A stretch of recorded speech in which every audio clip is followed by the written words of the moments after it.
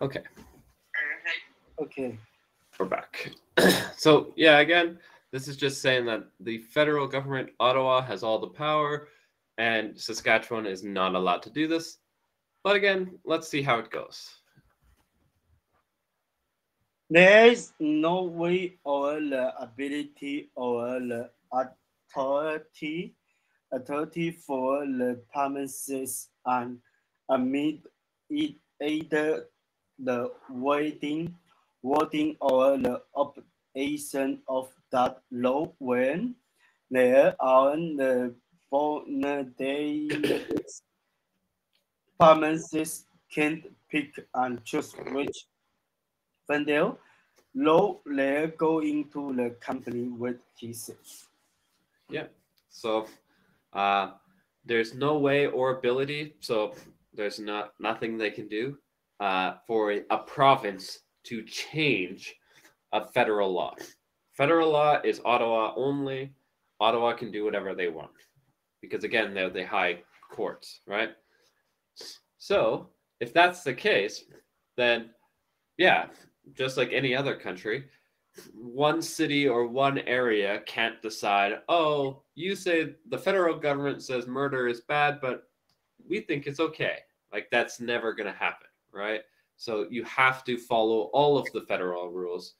That doesn't mean you can't make your own rules for your area, right? Normally the federal rules are the basic ones, the small ones, and then the province rules are the rest, right? To kind of fix your province specific problems, right? So, for example, in uh, British Columbia, like we talked about before, there's a lot of those forest fires, right? So they might have rules on forest fires or fire in general that other provinces might not have. And the reason for that, of course, is that's not like a federal law. So yeah, that's kind of how Canada works. We have our basic rules from the federal government. Everyone has to follow, and then your province gets to make like the other 90%.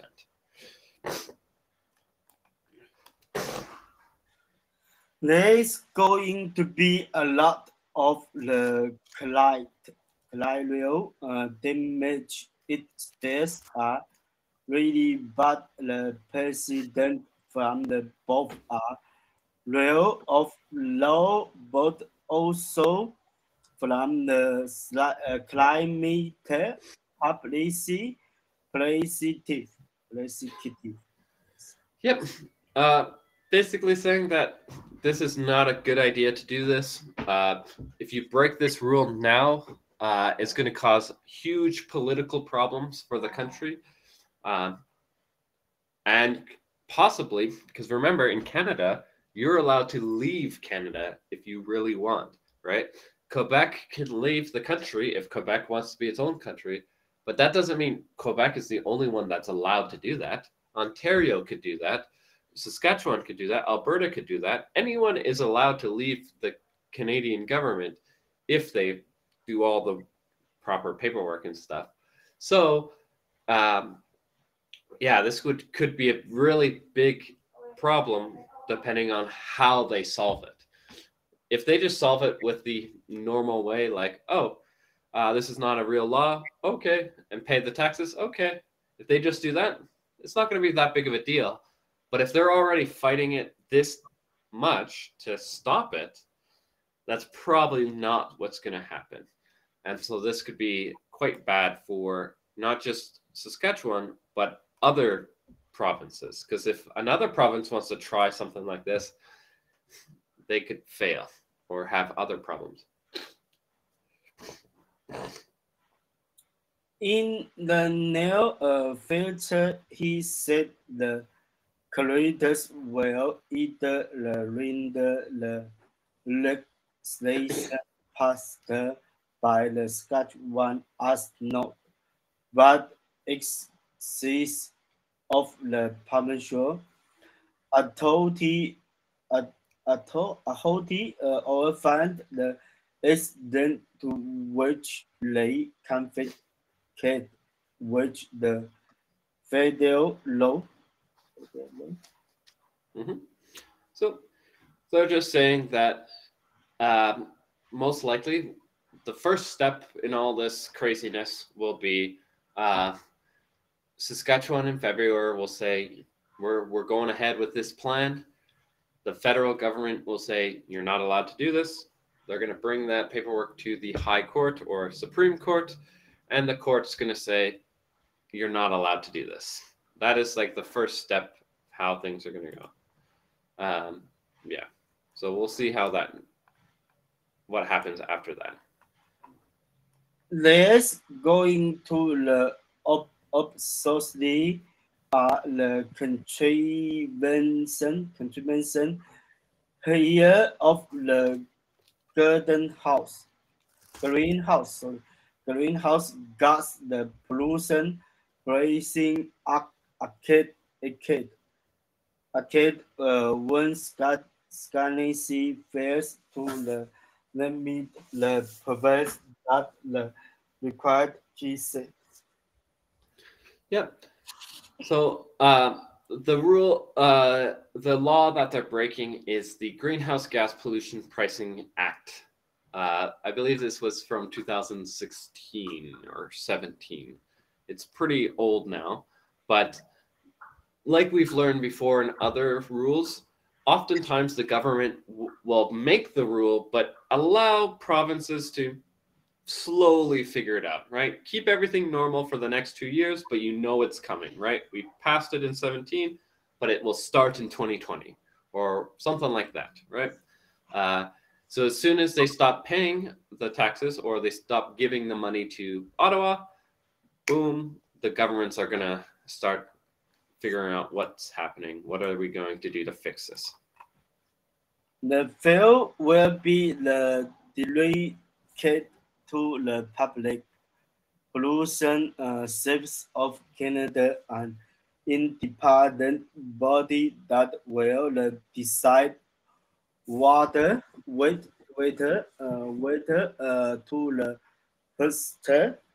Prosecute. prosecute. So, yeah, once they break that rule, right, the PPSC, or the Public Prosecution Service of Canada, this is the courts of Canada, will decide, is this a big problem that we have to bring to the courts, or is this not breaking the rules? And again, they're going to say that it has to be, because here's the other problem.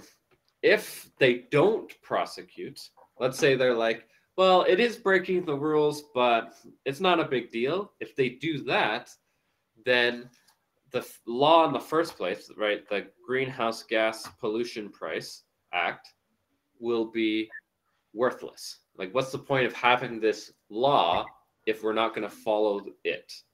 So 100% they're going to try to prosecute and bring Saskatchewan to the courts. Additionally, always key point out the farmers cannot invoke the now standing class use in this case. There is a special thing within the law of government versus province, which is called the notwithstanding clause. And this essentially just says that the federal government is extending its power too much into the province, and the province has the right to show that they're different than the federal government. We don't want just Ottawa running everything. We want the provinces to do a lot of the work. So yeah, basically they're just saying that there is a possibility to do that, but in this case, it probably is not allowed. Also, they're saying here, Saskatchewan stops collecting, and the premier, the leader of the province, is threatening to stop. Yeah. 1 second. Let me just grab my daughter.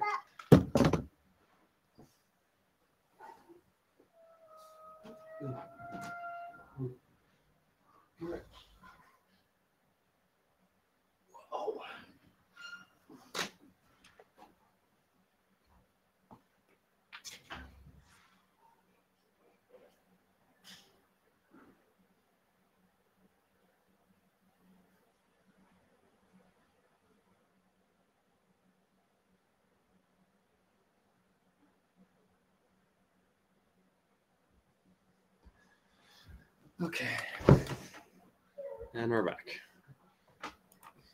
So, go ahead. Okay.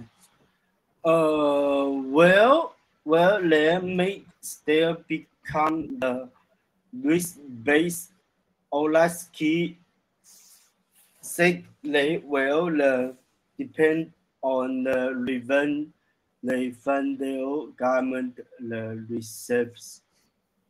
So, when they're talking about remit, by the way, they're talking about Saskatchewan is collecting the money from the carbon tax, but not giving that tax to Ottawa. They're just collecting the tax and then bringing it back to the people. They're not getting it to Ottawa. So something that the federal government might do to make Saskatchewan happy and make sure no one is angry is just extend that line, make it go from the people to Saskatchewan to Ottawa, back to Saskatchewan to the people. They might do that to make sure that Saskatchewan is happy. And again, Canada likes to move slowly. They don't want to go boom and then make everyone upset, blah, blah, blah. So they might do that. And then slowly the Ottawa will give less and less money backwards until everything is good. So they might try that, but we'll have to wait and see. Oh, where is it? Here we go. Last year,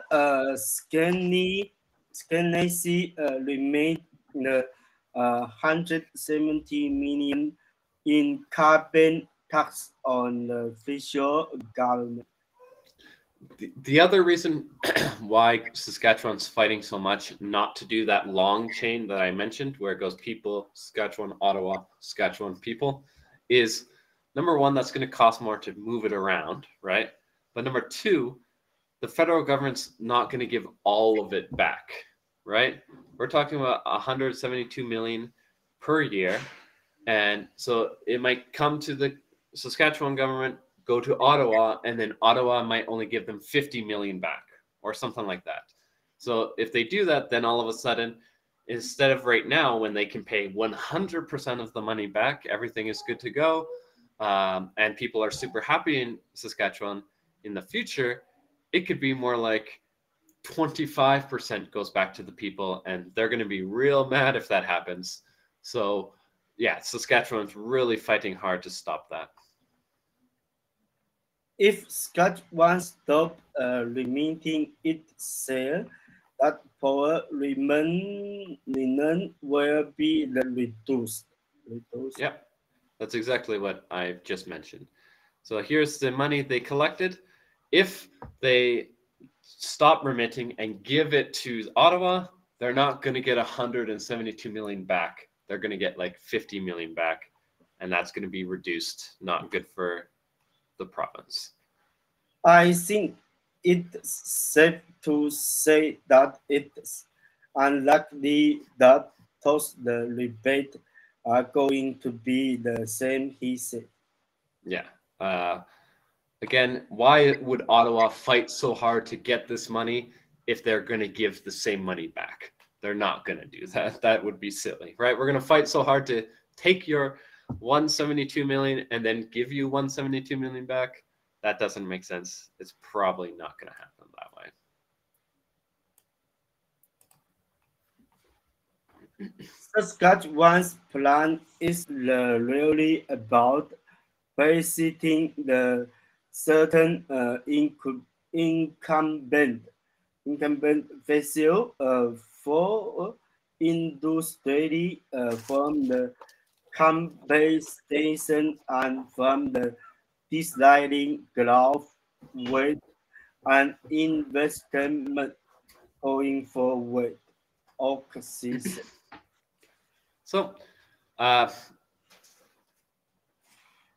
this is what the Ottawa thinks. Basically, Ottawa thinks that Saskatchewan's plan is not about helping people and making people happy and making sure they have their houses heated. Because if that was the case, Ottawa probably wouldn't be so mad about this. However, Saskatchewan makes a lot of money from oil, makes a lot of money from natural gas. There's a lot of that in Saskatchewan. And they think that Saskatchewan is only doing this to protect those industries and make that money. So they think it's all about the money, not helping people. Yeah.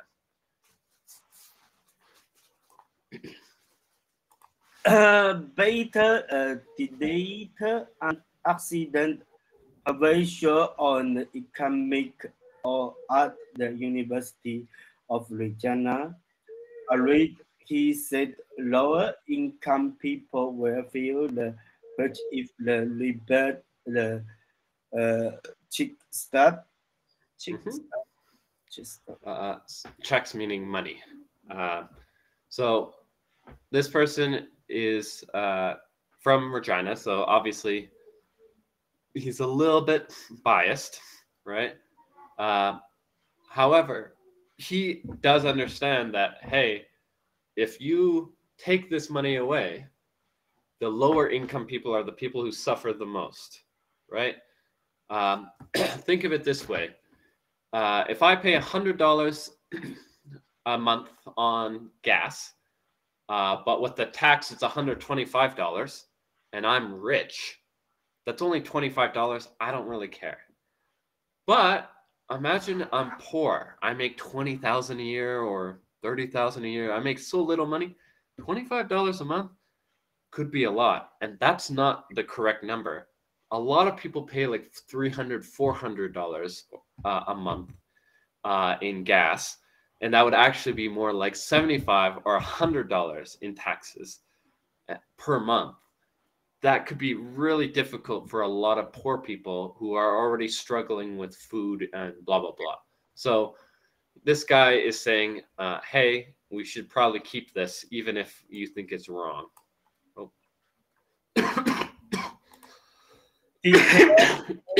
Is the research has the find almost 80% of the lowest income households, those earning about 20,000 of less, are getting more money back than they spend of carbon taxing. So yeah, in Saskatchewan, remember, if you are paying more because you're richer and you're paying more taxes, more of that money you don't get back because you're rich, you don't need it. And the government is giving it to the poor people. So instead of it being $300 and $75 of taxes, that person might get $150 back, making everything cheaper. And that could be really helpful for the poor people. This is why this guy is trying to say, like, hey guys, I know in Ottawa you think that we're trying to just do this for the money, but this would be helping a lot of poor people in our area. In the most recent report on the carbon pricing, the Vermont test in 2021 to 2022, $462 million from the Saskatchewan. So, yeah, that's basically saying when we pay carbon taxes, carbon taxes are on everything, right? It's not just your heating, right? So the carbon taxes for buying gas, for heating your house, for whatever, using gas for your tractors, your farm, whatever you need your gasoline for, or you need, this is how much money they made, which is quite a lot. Good for them. But $170 million came from the NGC that about third.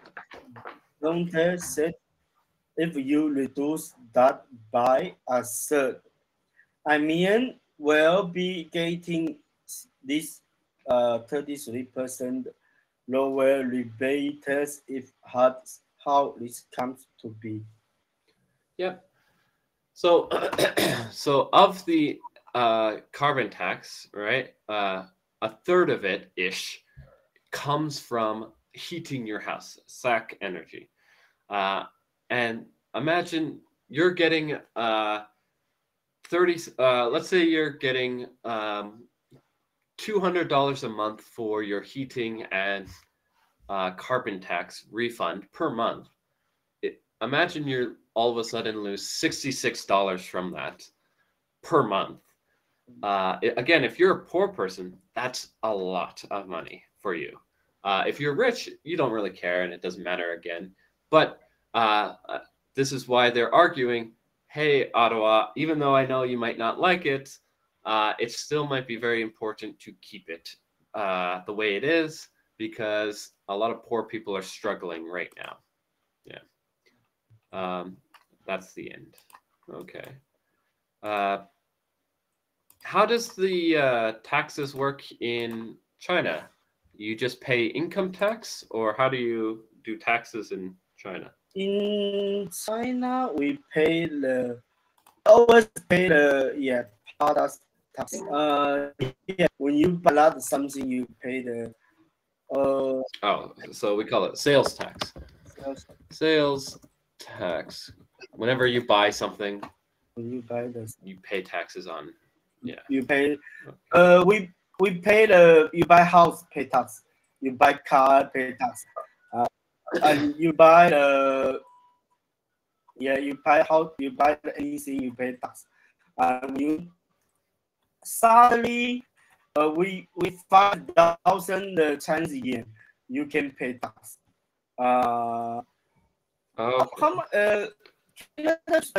when you get anything, the salary, you can pay tax.